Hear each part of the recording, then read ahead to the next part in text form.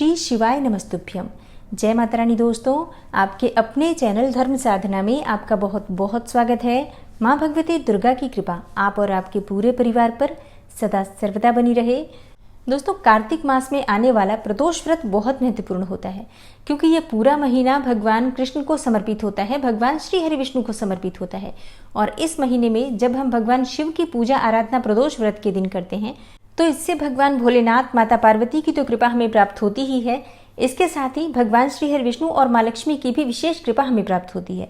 तो आज के दिन अगर आप व्रत करते हैं अत्यंत श्रेष्ठ है, लेकिन अगर आप किसी भी कारणवश व्रत नहीं कर पाते हैं, तब भी आपको त्रयोदशी तिथि के दिन मतलब प्रदोष व्रत के दिन संध्या काल में भगवान शिव और माता पार्वती की पूजा जरूर करनी चाहिए।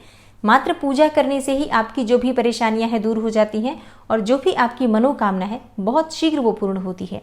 तो कार्तिक मास का प्रदोष व्रत बहुत महत्वपूर्ण है। अगर आप व्रत नहीं करते हैं तो भी आपको पूजा जरूर करनी चाहिए। और कार्तिक मास के प्रदोष के बारे में बहुत सारे प्रश्न आप लोगों के आ रहे हैं कि हमें व्रत कब करना चाहिए।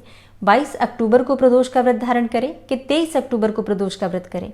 तो आज की वीडियो में मैं आपसे बात करने वाली हूँ कि कार्तिक मास की त्रयोदशी तिथि कब है, प्रदोष का व्रत हमें कब करना चाहिए और आज के दिन प्रदोष काल में पूजा का शुभ मुहूर्त क्या है, व्रत के नियम क्या होते हैं, पूजा विधि क्या होगी और आज हमें किस प्रकार से भगवान भोलेनाथ की पूजा आराधना करनी चाहिए, कौन सी विशेष वस्तु उन्हें अर्पित करनी चाहिए जिससे कि भगवान भोलेनाथ और माता पार्वती की कृपा हमें प्राप्त हो और जिस भी मनोकामना से हम व्रत धारण कर रहे हैं या बिना व्रत किए भी पूजा कर रहे हैं वो हमारी मनोकामना पूर्ण हो, इसके लिए आज विशेष क्या करना चाहिए, ये संपूर्ण जानकारी आपको आज की वीडियो में मैं शेयर करने वाली हूँ।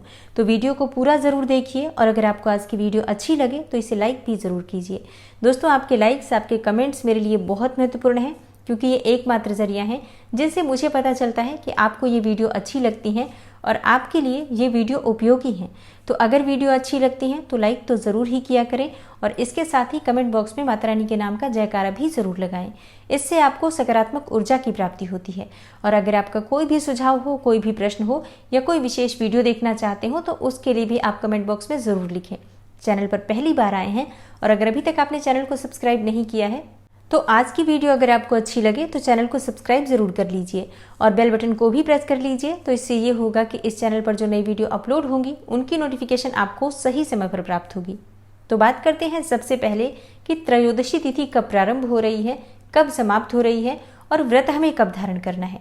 देखिए, कार्तिक मास के कृष्ण पक्ष की त्रयोदशी तिथि प्रारंभ हो रही है 22 अक्टूबर मतलब शनिवार के दिन शाम को 6:02 पर और त्रयोदशी तिथि समाप्त होगी 23 अक्टूबर को रविवार के दिन शाम को 6:03 पर। तो ऐसे में हमें व्रत कब धारण करना चाहिए। देखिए, शास्त्रों के अनुसार त्रयोदशी तिथि जब प्रदोष काल में मतलब संध्या काल में व्याप्त होती है उसी दिन प्रदोष का व्रत हमें धारण करना चाहिए। तो ऐसे में कार्तिक मास का कृष्ण पक्ष का प्रदोष व्रत 22 अक्टूबर शनिवार को रखा जाएगा और शनिवार के दिन जब प्रदोष का व्रत आता है तो उसे शनि प्रदोष कहा जाता है। और शनि प्रदोष का व्रत बहुत महत्वपूर्ण होता है, विशेषकर उन लोगों के लिए जो लोग शनि की 7.5 से परेशान हैं, ढैया से परेशान हैं, शनि की दशा, अंतरदशा या गोचर में बहुत अधिक कष्टों का सामना उन्हें करना पड़ रहा है। ऐसे लोगों के लिए शनि प्रदोष विशेष रूप से वरदान के समान है। आज के दिन अगर आप व्रत किए बिना भी भगवान शिव और माता पार्वती की पूजा करते हैं, इसके साथ ही शनिदेव की पूजा करते हैं, तो निश्चित ही शनि से संबंधित परेशानियों से आपको राहत मिलती है। और हाँ, जिन दंपतियों को संतान प्राप्ति में बाधा है मतलब संतान प्राप्ति के लिए बहुत समय से प्रयासरत हैं और अभी तक संतान की प्राप्ति नहीं हुई है, तो ऐसे में आप पति पत्नी दोनों को मिलकर भगवान शिव और माता पार्वती की पूजा प्रदोष काल में आज के दिन जरूर करना चाहिए। और हाँ, अगर आप चाहें तो व्रत धारण कर सकते हैं। और अगर संतान प्राप्ति में बहुत अधिक परेशानियां हैं तो शनि प्रदोष से आपको व्रत प्रारंभ करना चाहिए प्रदोष का, और उसके बाद आप प्रत्येक प्रदोष को व्रत धारण कीजिए, भगवान शिव और माता पार्वती की पूजा कीजिए, तो निश्चित ही आपको उत्तम और योग्य संतान की प्राप्ति होती है। शनि प्रदोष का व्रत करने से संतान प्राप्ति में आ रही समस्त बाधाएं दूर होती हैं, दुख दरिद्रता दूर होती है, कष्टों का निवारण होता है, शनि दोषों से मुक्ति मिलती है, किसी भी प्रकार की परेशानी, गरीबी से आपको मुक्ति मिल जाती है। और अब जानते हैं कि व्रत के नियम क्या होते हैं और पूजा की विधि क्या होती है। तो देखिए, जो लोग व्रत करते हैं, पहले से कर रहे हैं, उन्हें तो सारे नियम पता होते हैं, लेकिन जो लोग पहली बार कर रहे हैं उनके लिए बता दूं, आज के दिन आपको प्रातःकाल जल्दी उठना है, नित्य कर्म से निवृत्त होकर स्नान कर लीजिए, साफ स्वच्छ वस्त्र धारण कर लीजिए। आज के दिन आपको काले या नीले रंग के वस्त्र नहीं धारण करने चाहिए, सफ़ेद रंग के वस्त्र धारण कर सकते हैं अगर आप पुरुष हैं तो। और या फिर अगर महिलाएं व्रत कर रही हैं या लड़कियां व्रत कर रही हैं तो ऐसे में आप कोई भी शुभ रंग के वस्त्र धारण करके पूजा कर सकते हैं। तो स्नान इत्यादि से निवृत्त होकर सबसे पहले भगवान सूर्यदेव को जल अर्पित करना चाहिए। उसके बाद अपने घर के मंदिर में आ जाइए। जो नित्य की आपकी पूजा होती है, जो प्रतिदिन आप पूजा करते हैं, वो पूजा कीजिए। भगवान शिव के सामने शुद्ध घी का दीपक प्रज्वलित करके और व्रत का संकल्प ले लीजिए अगर आप व्रत करना चाहते हैं तो। इसके बाद विधि विधान से भगवान शिव और माता पार्वती की पूजा कीजिए। अगर आपके पास शिवलिंग है तो आप उनका अभिषेक कर सकते हैं पंचामृत से, कच्चे दूध से या फिर शुद्ध जल से, गंगा जल से, जो भी चीज आपके पास उपलब्ध है उससे आपको अभिषेक करना चाहिए। और उसके बाद जो भी सामग्री आपके पास उपलब्ध है उसी से आप भगवान भोलेनाथ की पूजा आराधना कीजिए, उनकी आरती कीजिए। और प्रदोष का व्रत कर रहे हैं आप तो फलाहार के साथ आप व्रत कर सकते हैं। फल ले सकते हैं, जूस ले सकते हैं, दूध ले सकते हैं, चाय या फलों का रस या जल पीकर आप ये व्रत धारण कर सकते हैं। अच्छा, बहुत से भक्त निर्जल भी ये व्रत धारण करते हैं। तो जैसे भी आपने व्रत शुरू किया है या जैसी भी आपकी शारीरिक क्षमता है उसी के अनुसार आपको व्रत करना चाहिए। और प्रदोष व्रत में शाम की पूजा विशेष रूप से महत्वपूर्ण होती है। तो शाम के समय आप स्नान इत्यादि कर लीजिए या चाहे तो हाथ पांव मुंह धोकर भी वस्त्र बदल सकते हैं। इसके बाद अगर आपके घर के आसपास कोई भी मंदिर हो, शिवालय हो, तो प्रयास कीजिए कि आप वहां जाकर पूजा करें। लेकिन अगर आप बिल्कुल भी मंदिर नहीं जा सकते हैं तो आप अपने घर में भी पूजा कर सकते हैं। शिवलिंग है तो शिवलिंग की पूजा कर सकते हैं, चाहे तो मिट्टी का शिवलिंग बनाकर पूजा कर सकते हैं या फिर भगवान भोलेनाथ की अगर फोटो है आपके पास, शिव पार्वती की फोटो है तो आप उनकी भी पूजा कर सकते हैं। और भगवान भोलेनाथ की पूजा की सामग्री आप सभी को पता है, भांग, धतूरा, बिल्वपत्र, अक्षत, ये सभी चीजें भगवान भोलेनाथ को बहुत प्रिय है। सफेद चंदन जरूर होना चाहिए। और भगवान भोलेनाथ का अभिषेक करने के लिए आप पंचामृत ले सकते हैं या फिर चाहे तो कच्चा दूध ले सकते हैं या जल या गंगा जल, जो भी आपके पास उपलब्ध हो। जलाभिषेक जरूर करना चाहिए। लेकिन बहुत से भक्त कहते हैं कि जहाँ पर वो रहते हैं उनके घर के आसपास जो शिवालय है वहाँ पर शाम के समय अभिषेक नहीं किया जाता है। तो कोई बात नहीं, आप सिर्फ मंदिर जाइए, दर्शन करके आइए, मंदिर में दीपदान कीजिए, बिल्वपत्र, भांग, धतूरा, ये सभी चीजें आप अर्पित कर सकते हैं। क्योंकि प्रदोष काल में त्रयोदशी तिथि के दिन अगर आप दर्शन मात्र भी भगवान भोलेनाथ के कर लेते हैं तो इतने मात्र से ही समस्त प्रकार के पाप कर्मों से आपको मुक्ति मिल जाती है, समस्त प्रकार की आपकी कामनाएं पूर्ण हो जाती हैं और जीवन की समस्त प्रकार की बाधाएं दूर हो जाती हैं।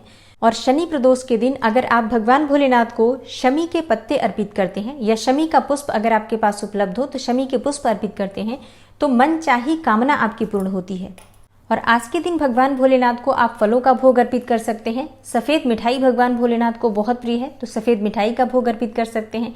आप चाहें तो खीर का भोग भी अर्पित कर सकते हैं। तो जो भी सामग्री आपके पास उपलब्ध है अपनी शक्ति, अपने सामर्थ्य के अनुसार, अपनी इच्छा के अनुसार भगवान भोलेनाथ को प्रेम से, श्रद्धा से अर्पित कीजिए तो भगवान भोलेनाथ उसे सहर्ष ही स्वीकार करते हैं।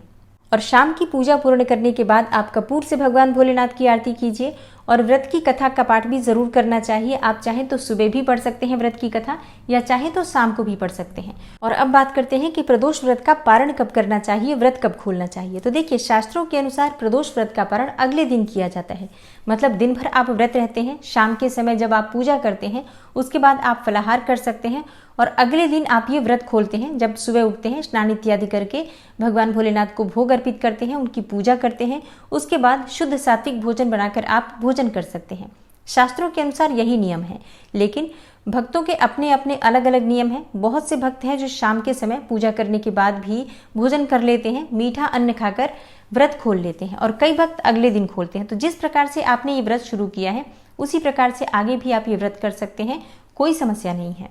और बात करते हैं प्रदोष काल की पूजा के शुभ मुहूर्त के बारे में। तो देखिए, प्रदोष काल की पूजा का शुभ मुहूर्त है शाम को 6:03 से रात्रि 8:17 तक। और इसी समय में आपको अपनी पूजा प्रारंभ कर देनी चाहिए। पूजा आप रात्रि में कितने समय तक भी कर सकते हैं, लेकिन प्रारंभ करने के लिए जो शुभ मुहूर्त होता है उसी में करना चाहिए। तो ये है आज की वीडियो। उम्मीद करती हूँ आपको पसंद आई होगी। और हाँ, आगे आपको धनतेरस से संबंधित, दीपावली से संबंधित संपूर्ण जानकारी शेयर करने वाली हूँ, तो चैनल से जुड़े रहिए। और इससे संबंधित अगर आपका कोई भी प्रश्न होता है तो आप कमेंट बॉक्स में जरूर लिखिए। मिलती हूँ मैं आपसे अगली वीडियो में, तब तक के लिए नमस्कार।